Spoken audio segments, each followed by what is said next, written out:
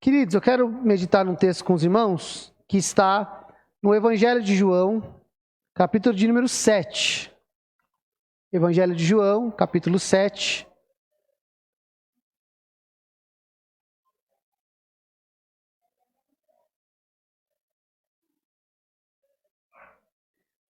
A partir do verso de número 37. Quero fazer essa meditação com os irmãos.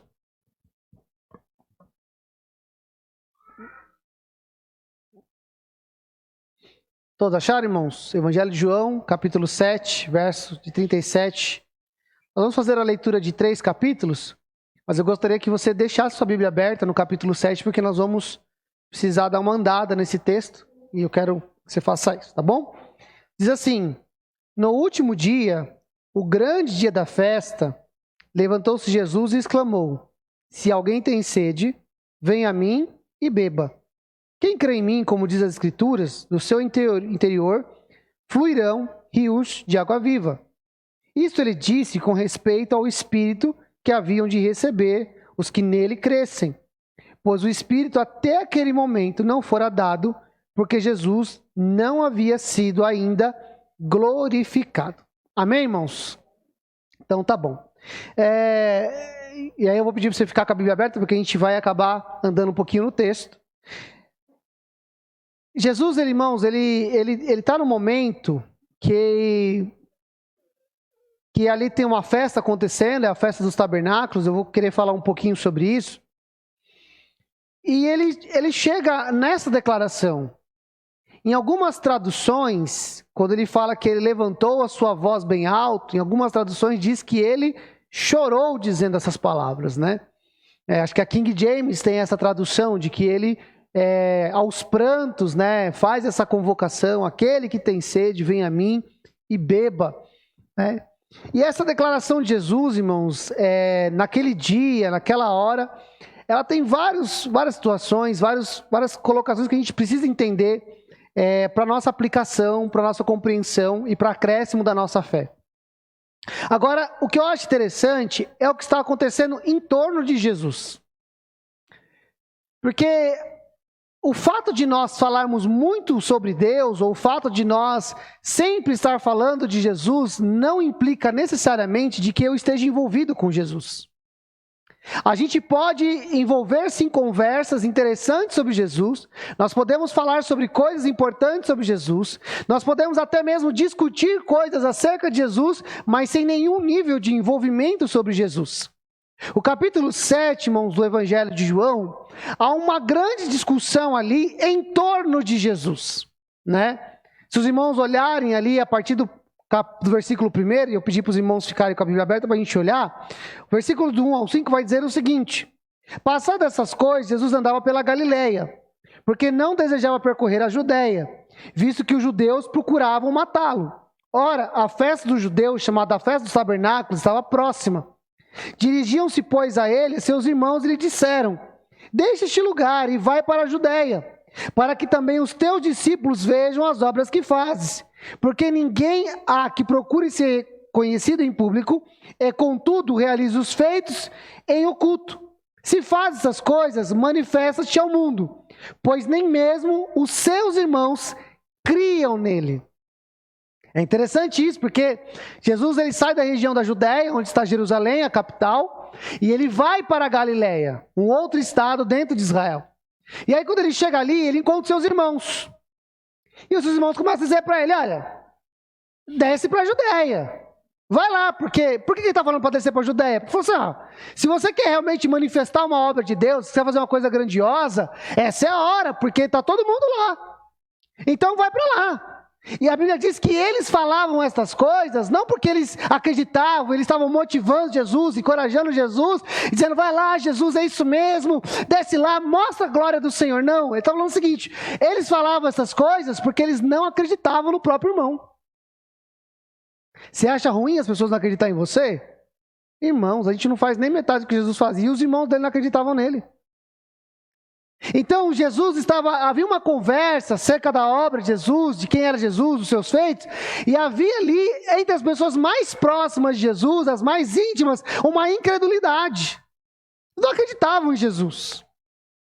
Eu acho interessante como é bom a gente olhar na história, porque depois, irmãos, lá na frente, uma das pessoas mais virtuosas, mais empolgantes, com maior intensidade na igreja, é um dos irmãos de Jesus, que é Tiago, que escreveu a carta de Tiago. Então aquilo que a princípio pode ser uma incredulidade, uma falta de fé, com o tempo, com o processo, com revelação, pode ser revertido. Mas naquele momento a fala dele sobre Jesus era uma fala incrédula. Fala, sai daqui, vai embora, desce lá para a Judéia, já que você quer fazer alguma coisa relevante, vai para lá. Mas eles não acreditavam em Jesus. Agora, em contrapartida, irmãos, na região da Judéia, haviam-se muitas questões sobre Jesus. Muitas pessoas falavam quem era Jesus, em torno de Jesus. Eu queria ler alguns textos com os irmãos desse capítulo, alguns versículos, que vai dar essa ideia. Então olha aí o versículo de número 12. Vai dizer assim: e havia uma grande murmuração a seu respeito entre as multidões.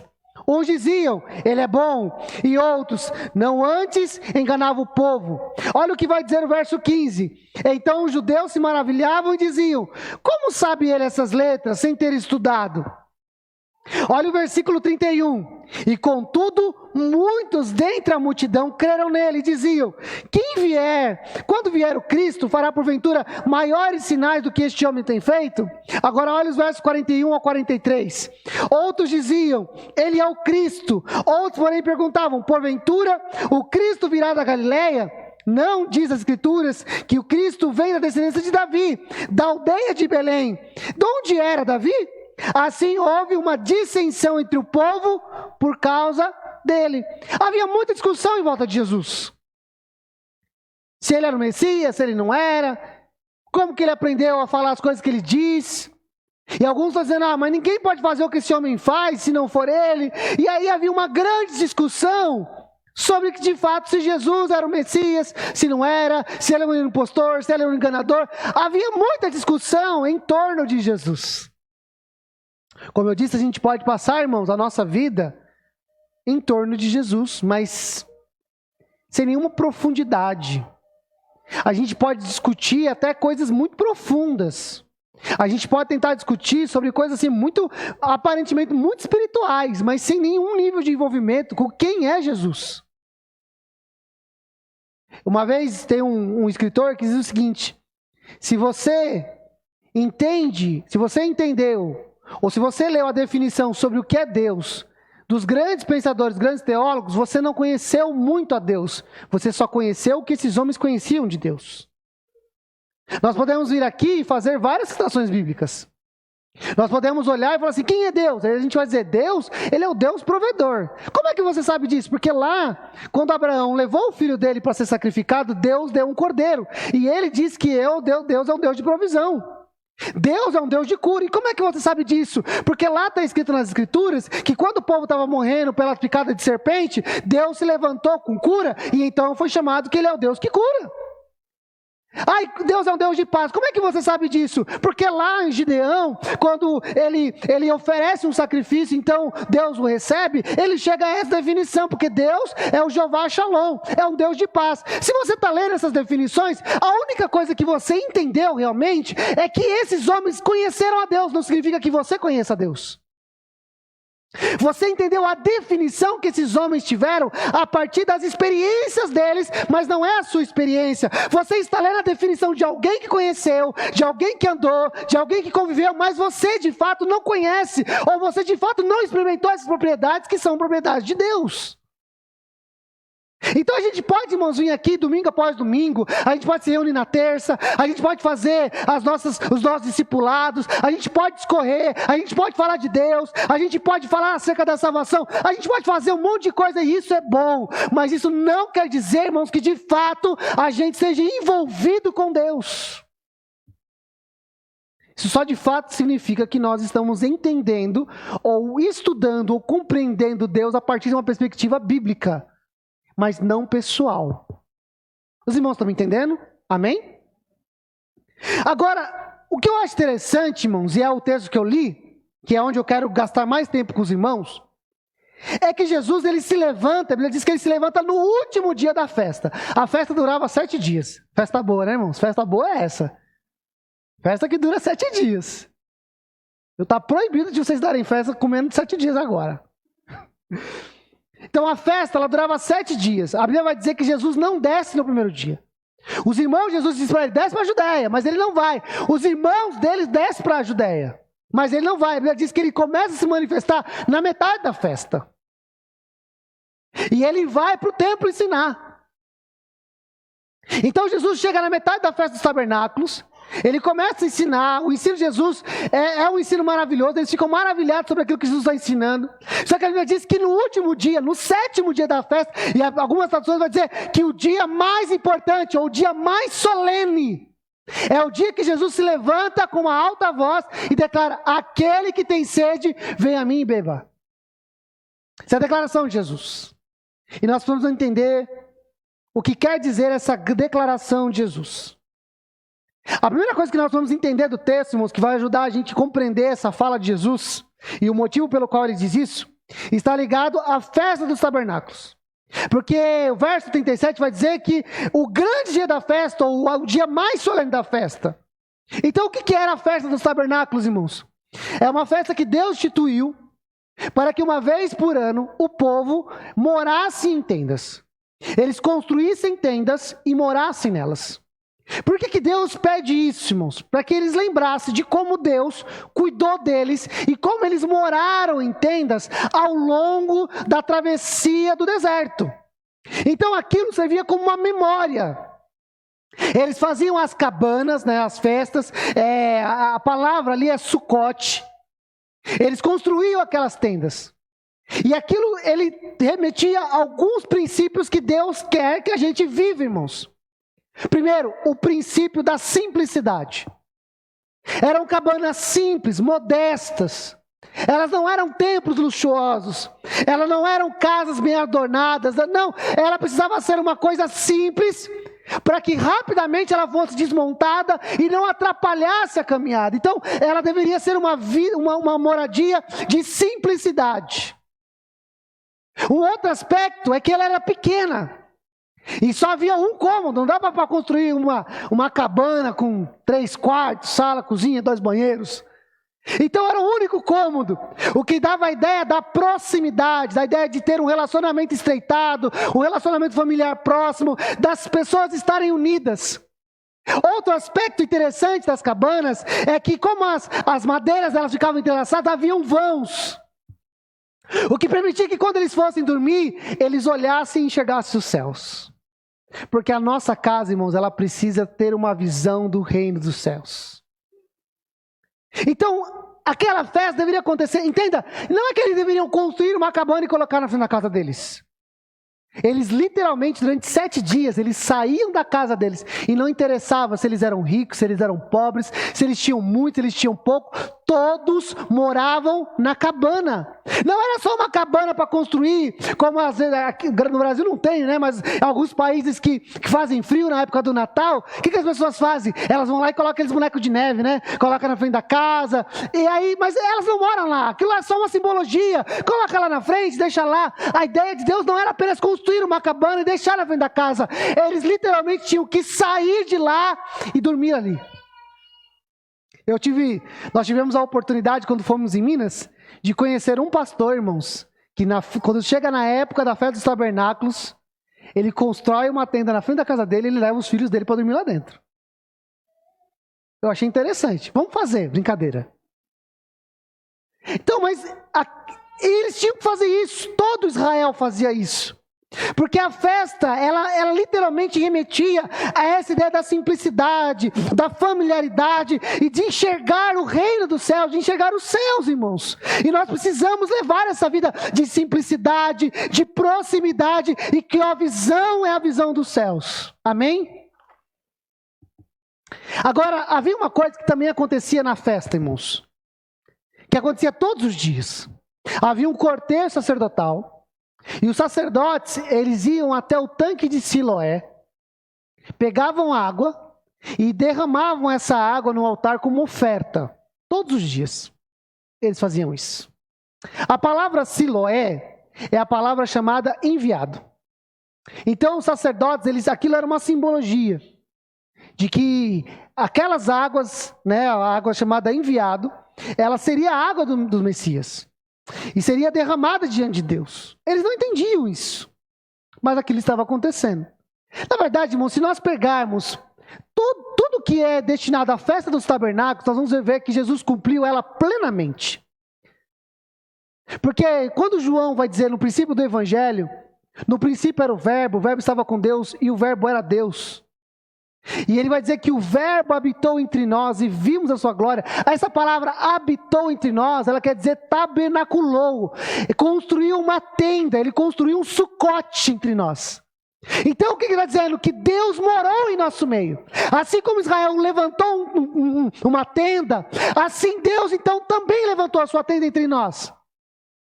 Uma das coisas que aconteciam nessa festa era literalmente pegar a água do tanque de Siloé e derramar. Quando Jesus cura o cego, o que ele diz para ele? Vai até o tanque de Siloé. Quando Jesus entra em Jerusalém no capítulo 12, o que as pessoas estão fazendo? Eles estão com ramos e aplaudindo. E aonde acontecia isso? Na festa dos tabernáculos. Eles pegavam ramos e palmeiras e batiam, celebrando a entrada do Senhor, celebrando a provisão do Senhor. Então Jesus, irmãos, ele é a festa dos tabernáculos. Então eles iam até o tanque de Siloé, um cortejo sacerdotal debaixo de louvor, pegavam a água e derramavam essa água no altar como oferta a Deus de gratidão pela colheita. E era assim que eles faziam. Jesus, e a Bíblia vai dizer que foi nesse dia. Irmão, Jesus não faz nada para ficar... Sabe? Às vezes eu vejo algumas pessoas falando assim, não, é que Deus é enigmático. Irmãos, Deus não é enigmático. Deus tem interesse que a gente compreenda o que Ele está fazendo. Para nós, de repente, fica um pouco difícil, porque aqui tem uma questão cultural. Então nós precisamos entender da cultura para aplicar o princípio. Mas para eles, era claro isso. Eles tinham acabado de ver um cortejo sacerdotal, eles tinham gastado 7 dias vendo aqueles homens irem ao tanque de Siloé e derramarem água ali. A Bíblia vai dizer que Jesus então se levanta em alta voz e diz. E por que alguém levanta a voz, irmão? Há 2 bons motivos para se levantar a voz quando vai falar. A primeira é ter a certeza de que as pessoas vão ouvir. Na verdade, quando você levanta a voz dentro da sua casa, não é porque você quer garantir que alguém está ouvindo? Ou não? É óbvio. Isso acontece lá em casa de vez em quando. Estou na sala, a André está em outro cômodo, a gente começa. Traz esse negócio para mim. Não ouviu. O que você faz? Intensifica a voz. Traz o negócio para mim. Não ouviu? Fala mais alto. Traz lá o negócio. Você está falando comigo? Quando a gente aumenta a voz, é a garantia de que, de fato, aquilo vai ser ouvido. O segundo bom motivo para se levantar a voz é para garantir que o máximo de pessoas escute o que está sendo dito. Então, eu entendo, irmãos, que Jesus levanta a voz dele por esses 2 motivos. O primeiro motivo, ele quer garantir que as pessoas escutem. O segundo motivo, ele quer garantir que o máximo de pessoas escutem. De vez em quando, Deus precisa aumentar o tom para a gente, né? Para a gente ouvi-lo. Jesus, então, agora perceba que um pouquinho antes Jesus vai dizer sobre isso. Olha, vocês procuram me matar. E a Bíblia vai dizer que Jesus não vai para aquela região justamente porque querem matar Jesus. Mas agora Jesus já não se oculta. Jesus se levanta no último dia, no dia mais solene, no dia mais importante, no momento que Israel está tomado de pessoas. Jesus se apresenta nesse dia, irmãos. Ele se levanta e diz, se alguém tem sede, venha a mim e beba. E eu amo essa expressão. Se alguém. Por que quando Jesus está dizendo assim, se alguém tem sede, vem a mim e beba? Você percebe que ele fala alguém. Mas quem? Alguém. Ele não faz distinção de gênero, se é homem ou se é mulher. Ele não faz distinção de escolaridade. Ele não diz, venham os letrados, venham os doutores, venham os sábios, venham as pessoas que se aprofundaram, mas ele também não diz, olha, venham apenas aqueles que não conhecem nada. Ele não faz qualificação nenhuma aqui, ele só diz, se alguém. Ele não fala sobre a classe econômica, ele não diz, venham os pobres, venham os ricos, venham da classe média, ele não fala isso. Irmãos, não há nenhuma qualificação aqui para dizer quem tem que ir. A pergunta de Jesus, a expressão de Jesus é essa: se alguém, quem? Eu, você, qualquer pessoa, irmãos. Não há barreiras, não há travas, não há dificuldade, não há empecilhos algum para se chegar até Jesus. É se alguém quiser. É se alguém desejar. Ah, pastor, mas eu tenho tanta dificuldade. Mas eu olho para o texto e eu vejo que Jesus não coloca nenhuma dificuldade para aquele que quer se aproximar dele. Eu sei, irmãos, que muitas vezes a gente tem bons motivos para dizer e para expressar, mas eu não posso me aproximar. Mas eu olho para o texto e eu vejo Jesus não fazendo isso. Ele diz alguém. Quem? Quem vai se aproximar? É você, William? É você, Lucas? Natalina? Bia? Dorisvaldo? Quem? Danilo? Sério? Quem? A pergunta que a gente deve fazer é: por que eu não posso me aproximar? Quais são os motivos que me impediriam de ir até Jesus? Quais são as barreiras, quais são as dificuldades, quais são as travas sociais, quais são as barreiras mentais, quais são as barreiras da minha vida, quais são os empecilhos que podem me impedir de se aproximar de Jesus? O que é que de fato pode agarrar a minha vida, pode segurar a minha vida e pode impedir de que eu me aproxime de Jesus? E a resposta de Jesus no texto é absolutamente nada e absolutamente ninguém. Se você desejar se aproximar, você vai se aproximar. Se você quiser provar de quem eu sou, você vai provar de quem eu sou. Se você quiser vir, você pode vir, porque não existe absolutamente nada que possa impedir de que você se aproxime de Jesus. Absolutamente nada. Por isso Jesus usa a expressão, se alguém tem sede. Há uma ação aqui, irmãos, e o desejo de Jesus é esse: se você tem sede, se você tem vontade, se aproxime. Venha e beba. Agora entenda isso, irmãos. Por que Jesus está falando sobre isso? Justamente porque havia naquele ritual, naquela festa, um derramar de águas. E o tanque de Siloé foi um tanque, irmãos, construído pelo rei Ezequias. Por quê? Porque a cidade era murada. E era um hábito naquela época, de quando um reino vinha contra outro, de sitiar a cidade. E por que eles cercavam a cidade, sitiavam? Porque eles confinavam as cidades nos lugares, e aí as pessoas começavam a comer os alimentos que tinham lá dentro, a esgotar os recursos que estavam lá dentro, e eles começavam a passar fome, e eles perdiam ali a sua força, a sua potência, e então precisavam abrir as suas fortalezas, e então eles eram dominados. Era uma estratégia de guerra, sitiar a cidade, impedir que entrasse alimento, impedir que houvesse água. Então Ezequias, pensando nisso, ele constrói um aqueduto que vai vir lá de um pedaço onde tem água. Ele me fala, não era Quilom. E esse aqueduto vai passar por debaixo da terra e vai desembocar dentro da cidade, no tanque chamado Siloé. Há uma representatividade clara aqui, irmãos, também da rocha que dá água. Porque Jesus Cristo é a rocha da nossa salvação. Ele é o nosso fundamento, Ele é a nossa pedra angular, mas Ele é a pedra que dá água. E qual é a orientação de Deus? Qual foi a orientação de Deus a Moisés para que a rocha desse água? Toque na rocha, precisa haver um mínimo de contato com a rocha, você precisa tocar na rocha, você precisa ter contato com a rocha para que a rocha então jorre água. Se nós, irmãos, temos desejo realmente de uma vida com Deus, nós temos que tocar em Jesus. Nós temos que ir até Cristo. Agora, sabe o que eu acho interessante no texto, irmãos? É que estas águas, elas são águas que estão ocultas. Elas não estão aparentes. Ela não é uma fileta.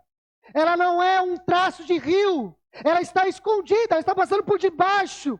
Assim como a água da rocha não era visível, eles não estavam enxergando, eles não estavam vendo, havia uma fonte ali, mas não era visível. A mesma coisa, irmãos, aquela água que ia jorrar ali no tanque de Siloé, ela estava escondida por debaixo de um aqueduto. Entenda uma coisa, irmãos, as coisas de Deus estão ocultas em Jesus, e se nós queremos elas, nós devemos se aprofundar em Cristo Jesus, nosso Senhor.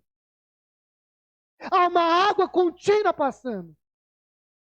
Você vai pegar Ezequiel capítulo 47 e fala sobre as águas do trono de Deus.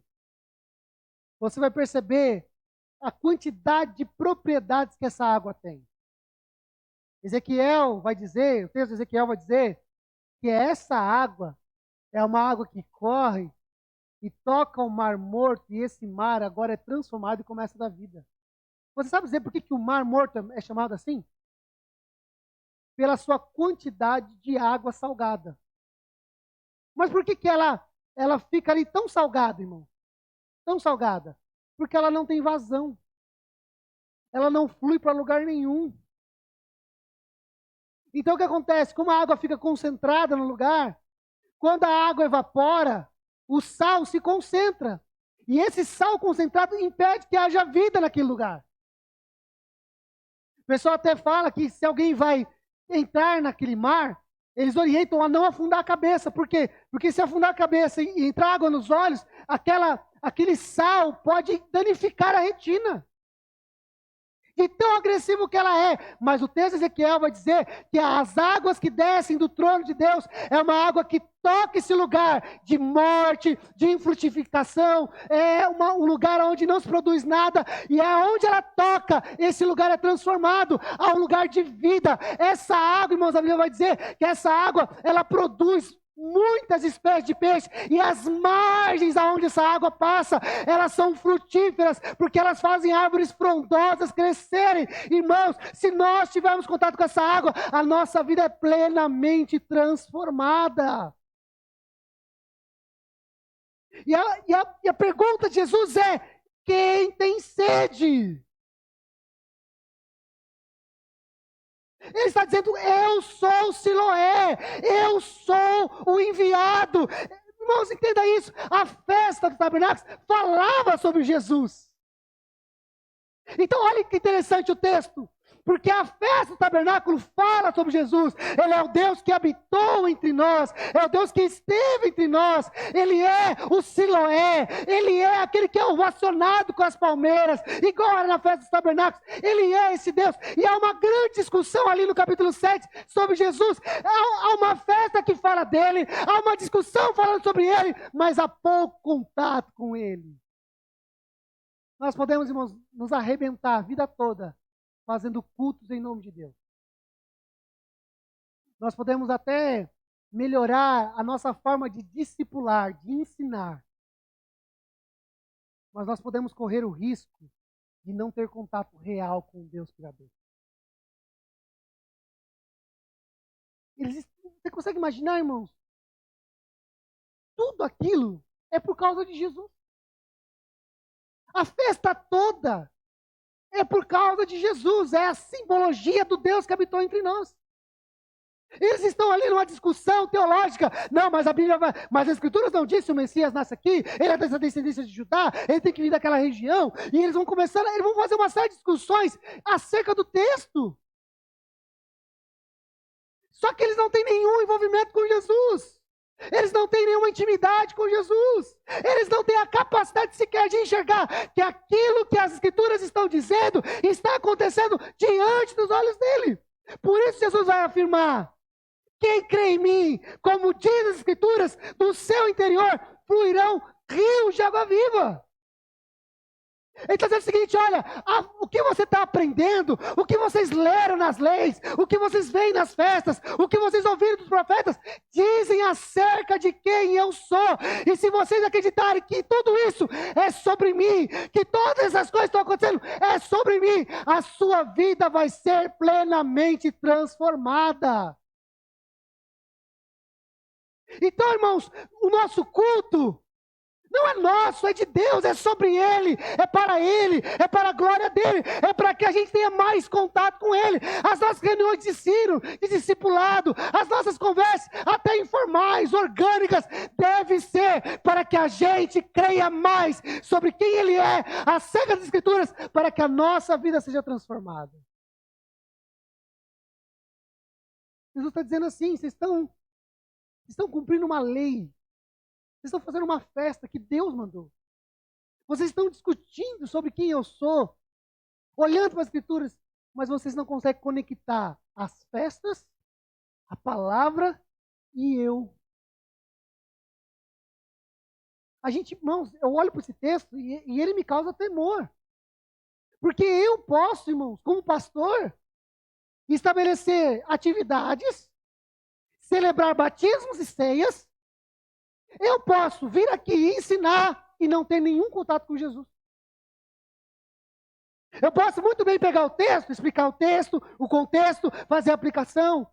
Eu posso, como pastor, organizar a igreja, aconselhar os irmãos. Tudo isso a partir de um conhecimento das Escrituras. Mas sem de fato, sem verdade, conhecer a Jesus.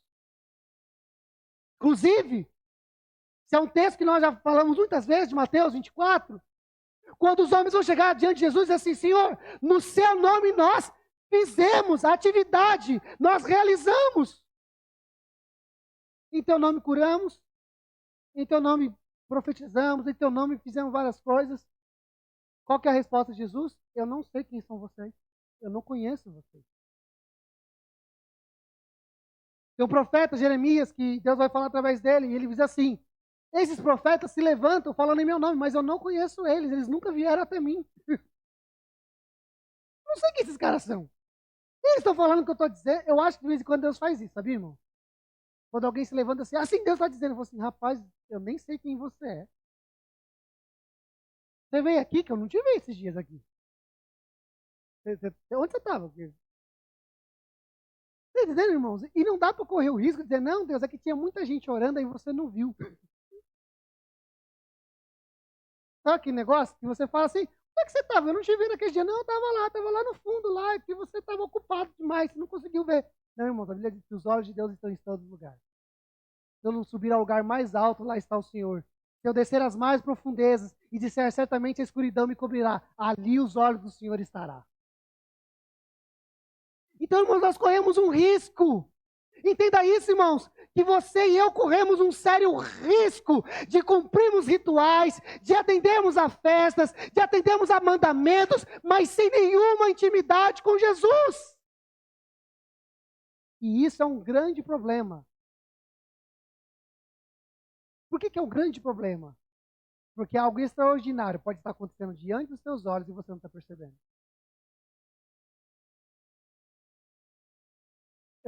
Sabe uma coisa, irmãos, que às vezes a gente não se empolga, mas deveríamos empolgar todos os dias. Deveríamos empolgar, inclusive, quando a gente vem para a igreja. Jesus vai dizer assim, André e eu estava comentando esse texto esses dias. Jesus vai dizer assim, se houverem 2 ou 3 reunidos no meu nome, eu estarei lá. Amém? Deveria empolgar a gente demais, irmão. Na verdade, eu acredito que nós deveríamos perguntar para os irmãos, assim, um dia antes do culto. Você vai para o culto? Eu não vou. Aí você fala, eu também vou, 2. Se tiver só 2 pessoas, Jesus já está lá. Amém? A gente deveria ser empolgado com essas coisas. Sabe por quê? Sabe que muitas vezes alguns textos bíblicos não nos empolgam? Porque são textos para a gente. São só filosofias. Não se torna uma verdade palpável, não se torna algo real. Não, aquilo não se materializa como experiência, como intimidade. A gente entende, eu posso pegar o texto e falar para os irmãos, a Bíblia diz que houver 2 ou 3 reunidos no nome, ele está lá. E a gente pode dizer, amém, eu creio, é verdade. Mas a gente não tocar Jesus, a gente não sentir Jesus, a gente não ser fortalecido por Jesus. Sabe por quê? Porque a gente entendeu aqui, irmãos. É um perigo para a gente. Jesus vai dizer, eis que estarei convosco todos os dias até a consumação dos séculos. Tem uma outra verdade. A gente deveria acordar de manhã, irmãos, e falar assim: Jesus está comigo. Ele disse que estaria comigo hoje. Ele vai estar comigo no meu trabalho. Ele vai estar comigo no ônibus. Ele vai estar comigo no carro. Aonde estiver, aonde eu for, Ele vai estar comigo. Ele prometeu. E isso, irmãos, deveria motivar a gente demais. Mas muitas vezes a gente passa o dia, mesmo conhecendo o texto, a gente passa o dia como se Jesus não estivesse lá. Justamente porque a gente corre o risco de conhecer o texto, mas não aplicar o texto à vida. Mas quando a gente consegue, irmãos, quando a gente consegue fazer com que a palavra seja parte da gente, quando a gente agora se movimenta por fé na palavra, quando a gente de fato aplica essa verdade na vida, a gente consegue romper.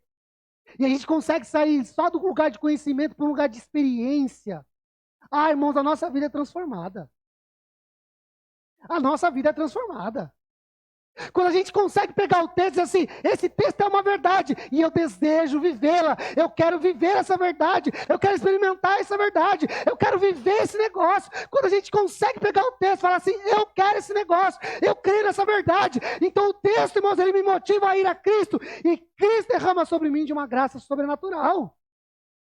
O que nós precisamos, irmãos, é não fazer disso algo esporádico, porque o que a gente vive hoje são ações esporádicas, isoladas dessas verdades. É um culto, é uma conferência, é um momento, mas não é a nossa vida. Não é o comum. E deveria ser o comum. Os irmãos estão entendendo o que eu quero dizer, irmãos? Deveria ser o comum. Jesus está dizendo assim, se alguém tem sede, venha a mim e beba. Porque se você acreditar em mim, como diz as Escrituras, se vocês realmente entenderem as Escrituras, compreenderem elas, entender que tudo que está falando acerca de mim, que tudo que vocês fazem representa quem eu sou, tudo, irmãos, absolutamente tudo que nós fazemos deve ser por causa de Jesus, e é um convite aberto, é uma carta aberta de Deus dizendo assim, vinde a mim.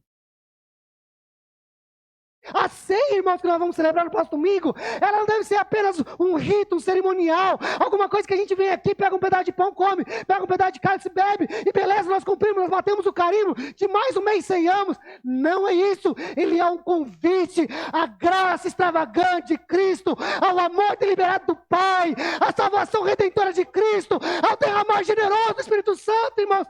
E quando nós entendemos isso, a nossa vida transborda. Nós precisamos romper, irmãos, de sair de um lugar de conhecimento, para que o conhecimento nos leve à experiência. Paulo vai chegar a dizer aos Efésios, que a oração dele é esta, que eles cheguem ao pleno conhecimento de Jesus Cristo, da sua altura, largura e profundidade, para que nós possamos experimentar, irmão. Esse é o convite de Jesus, você acredita em mim. E aí eu gosto do texto, irmãos, porque o João, escrevendo essa passagem, escrevendo esse momento da fala de Jesus, ele vai explicar o que Jesus está dizendo, porque ele não quer correr o risco de que a fala de Jesus seja mal interpretada. Então, eu posso dizer que João, ele faz uma ressalva no texto. Ele faz uma explicação do texto. Ele quer deixar claro o que são essas águas que fluem.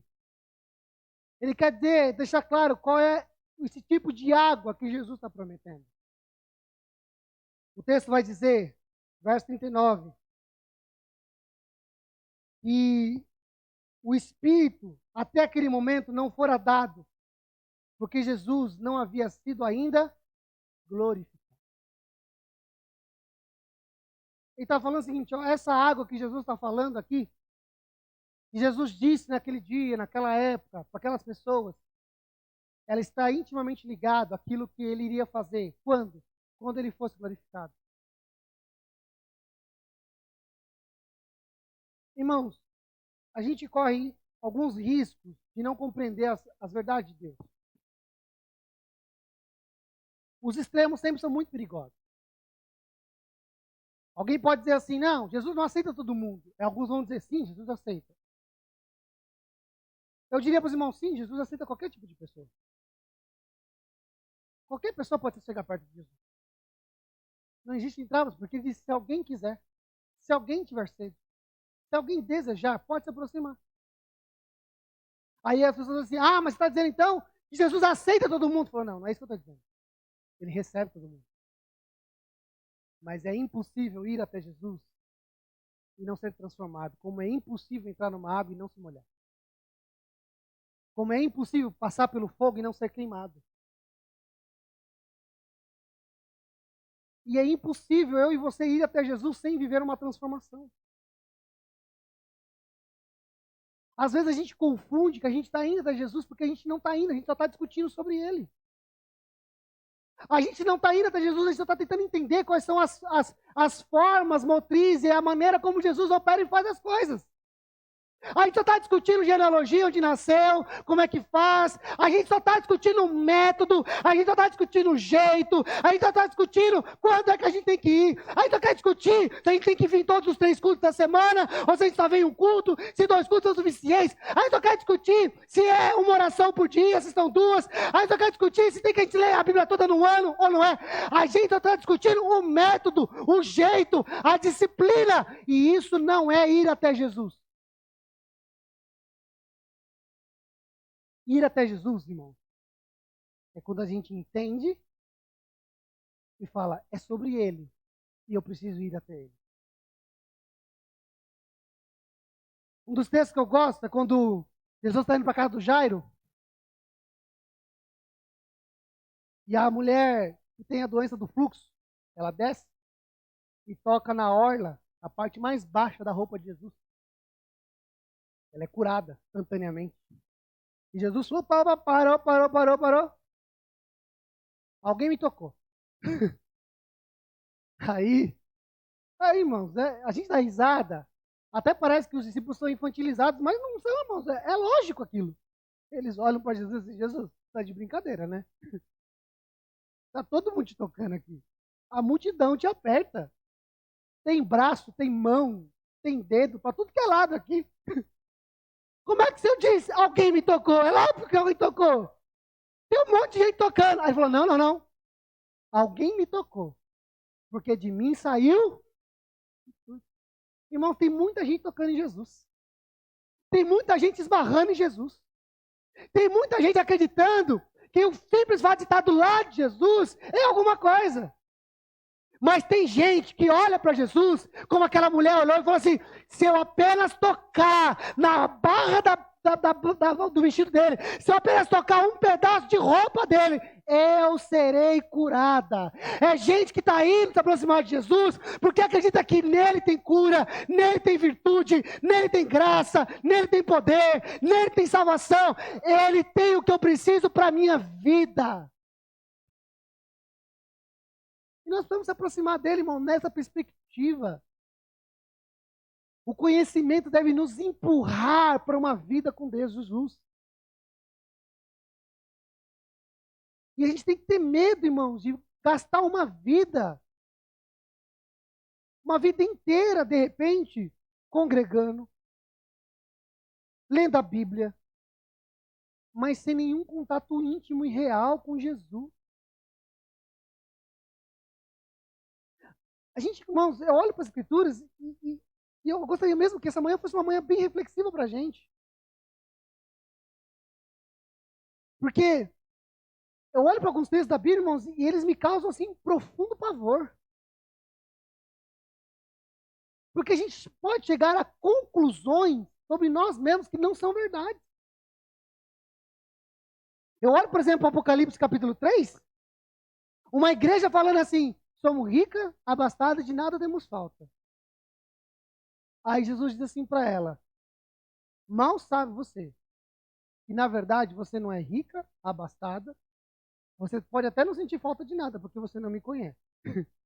Porque os critérios que você usa são esses. Você tem recursos, você tem dinheiro, você tem tecnologia, você tem um monte de coisa. Mas você não tem o principal. E por não ter o principal, você é pobre e segue nu. Olha o que ele diz. Aconselho então, que de mim adquira colírio para que os seus olhos abram. Aconselho você, para que de mim adquira roupa para tampar a vossa nudez.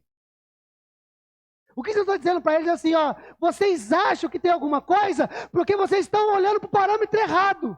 Agora, se você olhar para o parâmetro certo, você vai perceber que você não tem nada disso. Na verdade, você é cego, você é nu. Mas tem um detalhe, se você vir até mim, eu vou abrir os teus olhos. Se você vir até mim, eu vou cobrir as tuas vergonhas.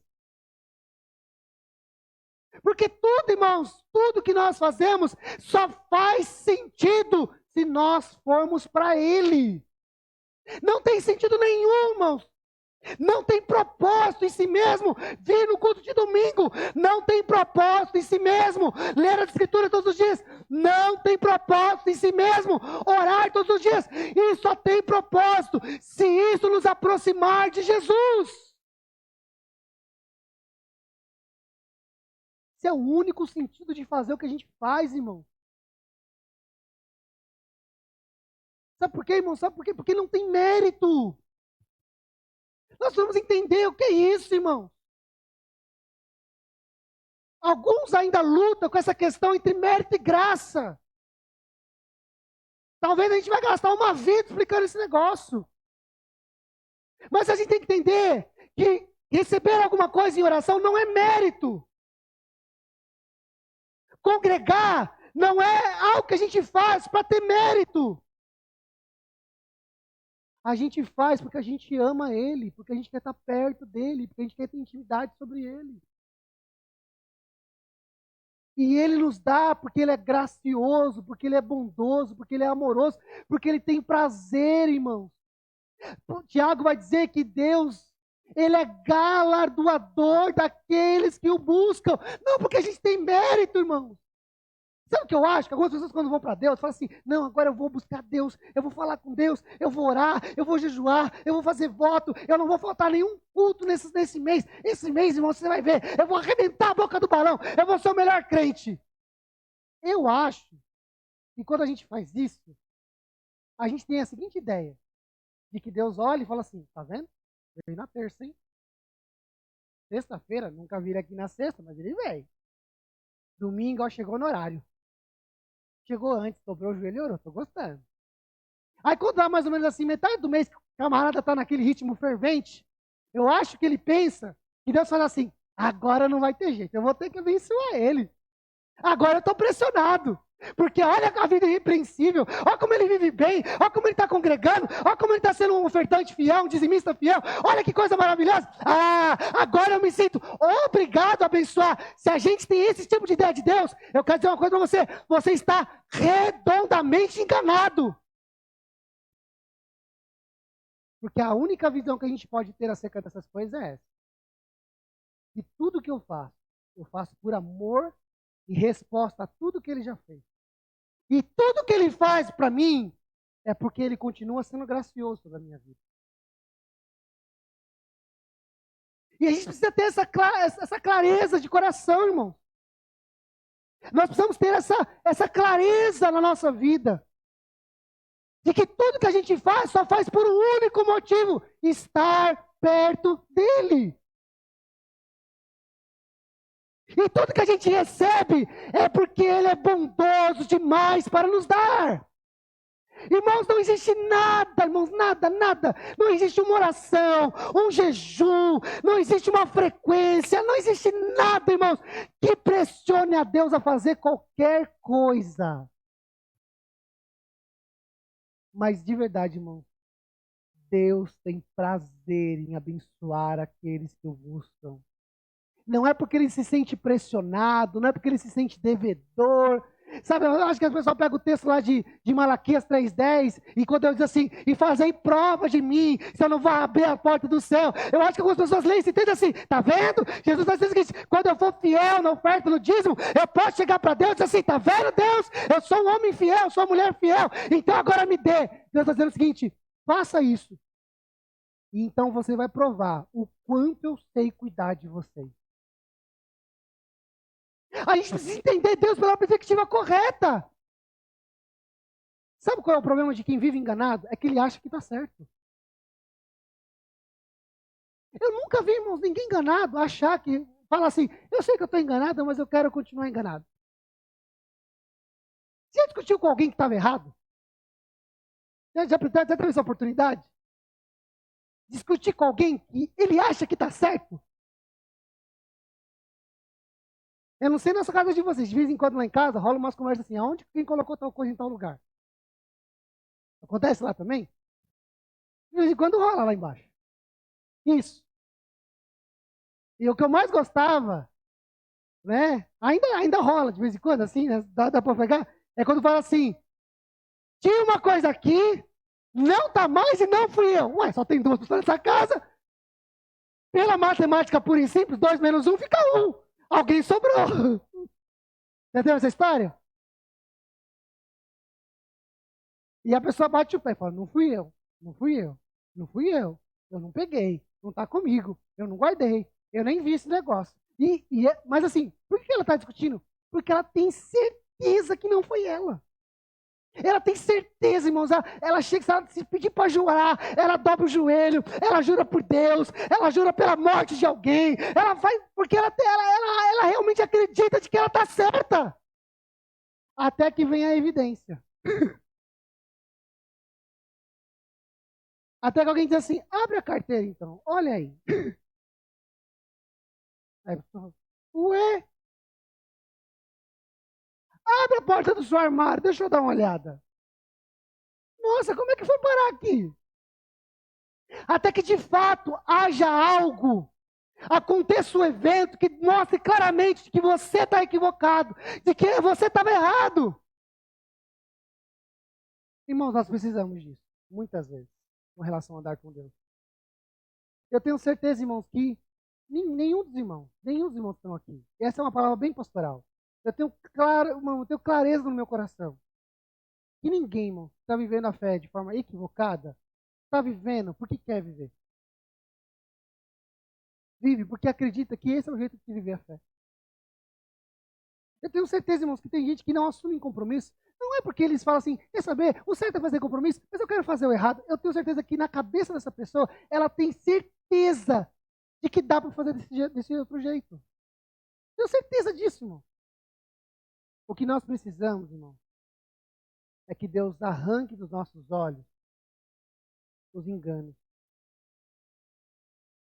O que nós precisamos é que Jesus se levante bem alto e grite para a gente ouvir bem forte. Quem tem sede, venha a mim e beba.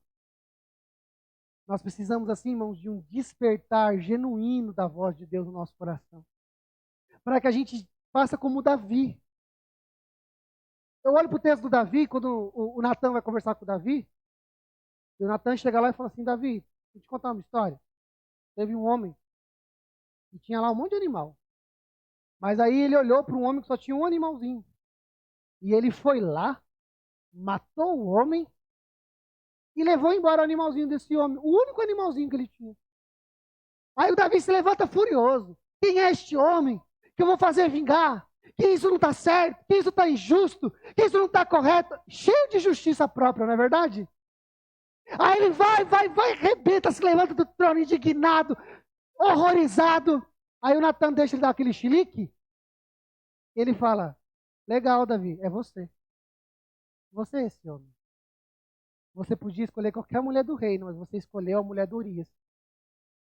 E se não bastasse dormir com a mulher do seu soldado, ainda planejou para que ele voltasse para casa, para que deitasse com a mulher, para que o seu adultério fosse coberto. E ele decidiu, por amor a você, permanecer nas portas e não deixar a fronte de guerra. E o que você fez? Você se arrependeu? De jeito nenhum. Você fez de mal a pior. Você pegou esse homem e colocou ele na frente da batalha para que ele morresse. E esse homem morrer. Esse homem é você, Davi. Ah, irmão, deve ser difícil, hein? Porque a gente gosta do elogio. A gente gosta quando Jesus vem todo doce assim, você é meu filho amado, eu te gerei. Pede-me, eu te darei as nações por herança. Mas aqui Deus chega para Davi e diz assim, foi você, Davi. Você é esse homem justo. Você é este homem que você tanto se indignou que esse homem existisse na face da terra. É você, esse homem. Quando Davi ouve aquilo, irmão, o que Davi diz? Eu pequei. Ai, irmãos, quando a gente tem clareza que a gente é pecador, isso é transformador, irmão. Porque se a gente não entende que a gente é pecador, se a gente entende que a gente realmente, irmãos, a gente tem pecado, que a gente é caído, que a gente é destituído da glória de Deus, tudo que a gente recebe, a gente vai achar que é mérito. Ontem nós estávamos conversando, né, o Dério estava em casa com a Raquel, e ela comentando sobre isso, como eu gostei quando ela disse, olha, eu fiz um plano para a minha vida, e em tanto tempo ia acontecer tal coisa, e quando quase tudo aconteceu, e uma única coisa vai acontecer depois, eu entendi uma coisa, era Deus me mostrando, não é porque você planeja bem, não é o seu mérito, é a minha graça. Quando a gente entende, irmãos, de fato que o pecado nos deixaria assim zerados, sem nada, mas Ele é gracioso demais, Ele nos deu tudo. Ele perdoou o nosso pecado, Ele nos deu lugar à mesa, Ele trocou o nosso nome, Ele trocou o nosso espírito, Ele nos prometeu vida eterna, irmão. E eu quero terminar, irmãos, falando sobre isso, eu quero concluir dizendo isso. Para a gente não, irmãos, não sossegar a nossa vida, acreditando que tudo que a gente faz está certo. Que o nosso jeito de enxergar o evangelho está certo. Que a nossa forma de reproduzir a vida com Deus, a nossa piedade está certo. Não, tem coisa, irmãos, deixa eu falar bem, com todo o amor do meu coração pelos irmãos, tem coisa que vocês praticam, que eu pratico, que não está certo. Não é certo, irmão, passar uma semana sem orar. Não é certo, irmão. Não é certo a gente abandonar a Santa Ceia por qualquer outro motivo. Não é certo. Não viva uma religiosidade à sua moda. A gente não é uma... E essa fé que nós temos em Deus, conforme as Escrituras, é a fé que de fato nos transformará, irmão, e nos dará uma presença genuína do Espírito Santo. Amém? Podemos orar nessa manhã em nome de Jesus? Você pode ficar de pé?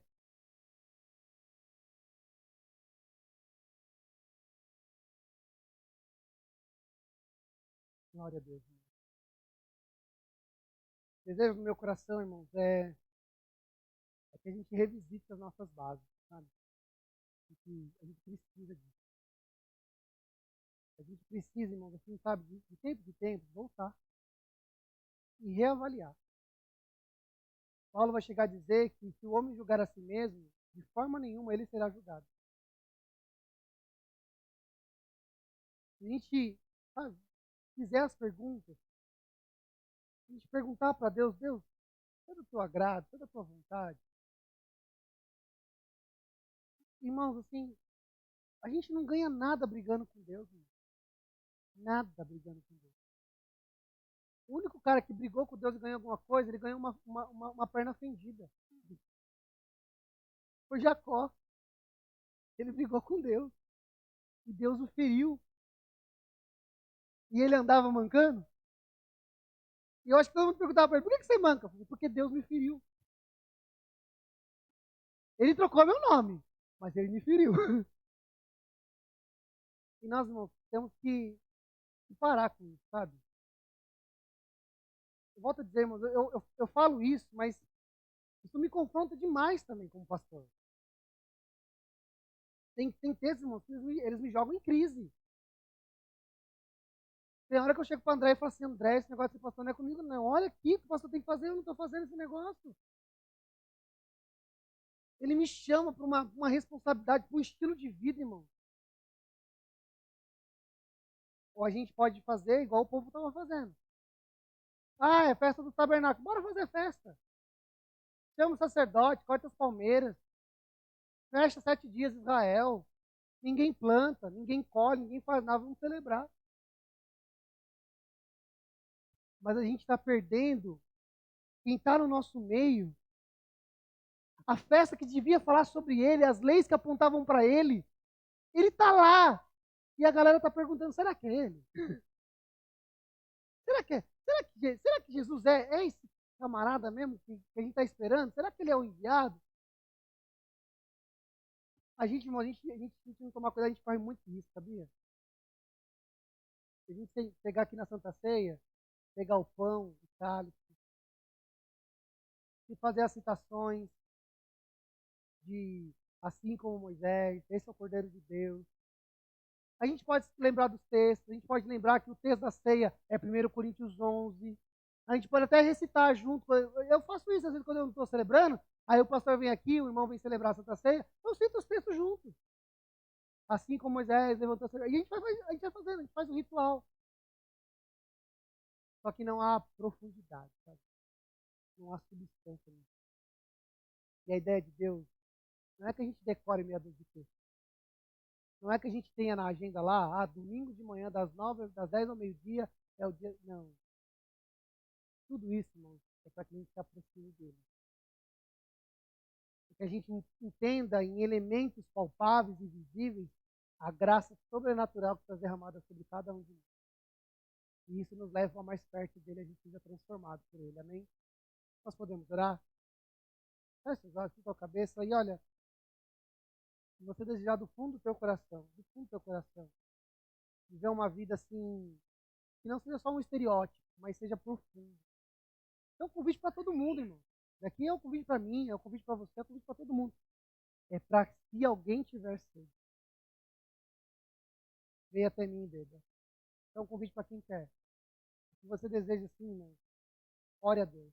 Ore a Deus e peça muita graça a Deus, para que haja uma revelação de Deus no teu coração, haja um grito dos céus para a tua vida, que você possa ouvir essa voz e que você possa ir em direção a Ele. Esse texto, irmãos, ele fecha, versículo 20, 53 e 52, não lembro agora, ele dizendo o seguinte, que cada um foi para a sua casa. Quando eu li esse finalzinho do capítulo, eu tive uma sensação. Eles estavam com Jesus, mas quando acabou a festa, cada um foi viver do jeito que queria viver. Pode acabar essa reunião aqui, você pode viver a semana do jeito que você quiser. Você pode fazer um monte de coisa. Agora, se você passou pelas águas, eu tenho certeza que a sua segunda-feira é diferente. A sua terça é diferente. A sua quarta é diferente. Você tem um entre domingos abençoado. Amém? Vamos orar? Vamos falar com Deus. Pai, é no nome de Jesus que nós oramos nessa noite, nessa manhã. E eu oro a Ti, Senhor, e rogo a Tua misericórdia. Eu peço ao Senhor, ó Pai, que o Senhor abra os nossos olhos. Abra bem os nossos ouvidos, Senhor Jesus Cristo. Eu desejo, Pai, do fundo do meu coração, viver uma fé não fingida. Viver uma fé em Cristo Jesus que me aproxima de Ti. Eu não quero, Pai, viver, e desejo isso por toda a nossa comunidade, que a gente não viva, Senhor amado, uma fé particularizada, personalizada, de um jeito que a gente acredita que deve viver, mas que a gente paute o nosso estilo de vida, a nossa fé, a nossa conduta, mediante a Tua palavra. Senhor, eu não estou dizendo aqui para nós vivermos de um jeito que alguém diz para a gente viver, mas que a gente tenha sinceridade em se aproximar de Deus e ser, Senhor, o que é que o Senhor quer que eu faça? O que o Senhor deseja que eu realize? Qual é o jeito que o Senhor quer que eu faça as coisas? E a gente tenha a clareza de ouvir a sua voz, a gente tenha a clareza de se aproximar do Senhor. Pai, o meu desejo é que a gente conheça o Senhor intimamente, que a gente use, Senhor, essas estruturas que o Senhor deixou para a gente, os ritos, as leis, as reuniões, os encontros, os nossos discipulados, que tudo isso, Senhor, ela só tenha funcionalidade para nos aproximar do Senhor Jesus Cristo, para nos conectar com o Senhor, para nos aproximar do nosso Salvador, para termos contato com Ele, para termos dele virtude, para termos dele graça, para sermos verdadeiramente transformados por esse derramar genuíno do Espírito Santo, Senhor amado. Pai, a tua fala é essa: se alguém tem sede, venha até mim e beba. Senhor, eu oro, Pai, para que a gente, de fato, primeiro tenha uma sede verdadeira. Pai, nós às vezes temos saciado a nossa sede da alma em tantas coisas, e na hora de beber do Senhor, nós já não temos mais sede, nós já nos saciamos no entretenimento, já nos saciamos no descanso, nós já saciamos a nossa alma nos recursos, mas, Pai, que a gente aprenda a saciar a nossa sede no Senhor Jesus Cristo, que a gente vá até Jesus, que a gente se aproxime dele e que a gente beba dele, que tudo que a gente faça seja um caminho para nos levarmos até ele, Senhor amado, e que ele derrame sobre nós o teu amado Espírito Santo, que nos transforma, que nos lava, que nos santifica, que nos empodera para vivermos uma vida sobrenatural. Pai, em nome do Senhor Jesus Cristo, esse é o meu desejo, Senhor. Que a gente viva uma vida genuína na Tua presença, que a gente ame a Tua palavra, que a gente ame as Suas ordenanças, que a gente ame os Seus mandamentos e deseje cumpri-lo todos os dias da nossa vida, Pai. Essa é a nossa oração, essa é a minha oração, Senhor. Ajuda-nos.